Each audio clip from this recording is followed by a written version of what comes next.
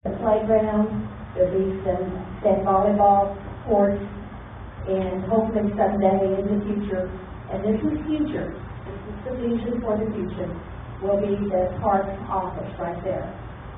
Then we'll have our soccer fields. Right now we have close to 1,400 kids playing. There'll be 8 soccer fields, and there'll be parking lots for them. A concession stand is located right there. You can kind of see it back there. And then we have 8 baseball fields. We have close to 900 kids playing baseball. They'll be moved there. And that's the parking lot to help serve them. And then we have a detention pond there. We hope to be as green as possible. Hopefully these detention ponds will also serve as irrigation system to keep our grass and turf nice and green. We're also going to put an amphitheater right up there. And next year, 6 girls softball fields will be moved there. And on down here will be the park maintenance buildings, a parking lot, some kind of a splash playground park will be created here. And then we'll have our tennis complex, concession stand, restrooms, along with our basketball courts there. But I want to tell you a little bit, how did we get here? How did we receive this vision? I think it's very important because back in 2000, we did a master plan for our city. Lotus and Associates came in and did that plan, and one of the most important things that we wanted to do was to include our public. We wanted to develop a park system that our public wanted. So we had a huge public input by having 10 public meetings, many interviews with key stakeholders in the city, a public survey, and a steering committee.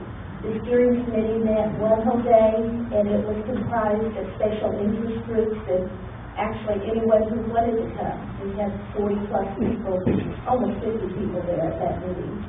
But after they comprised the master plan, they came up with these priorities. Our citizens wanted a citywide network of trails. I think we've been working on that. Neighborhood and community parks, we've done those. Preservation of natural areas in the open space. We always have our eyes open for that. And they wanted a multi-sport complex with park amenities. They were tired of driving from one side of the city to another side of the city to play ball, soccer, baseball, or softball. They wanted everything in one location. So that's how we came up with this. After we were given the mission, our Parks Board, our Planning Commission, and our City Council approved the master plan.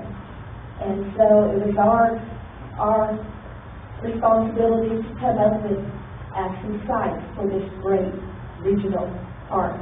And we came up with 18 potential sites. We looked at, is the land even open for sale? We looked at connection to other amenities. Is it accessible for our citizens and visitors to come? This cost per acre, and what kind of existing infrastructure is there, and if it had a low environmental impact on that area. There's kind of the age. But the site we like is right here. It's off of Cave Springs,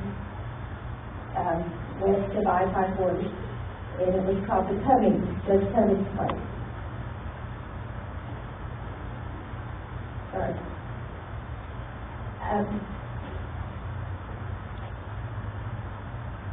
The site selection, we looked at several things, and what made this land so feasible and that attracted all of us to it was it was located on the I-540 corridor.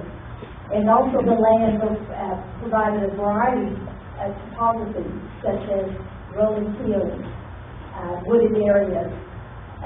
Some of it was flat. So we could use areas for athletic fields, trail systems, and an amphitheater too. This park also serves as a gateway to a city. It's coming from the south. It has the Dow Cemetery in that area. And it's located near our future trail corridor. That's important to us.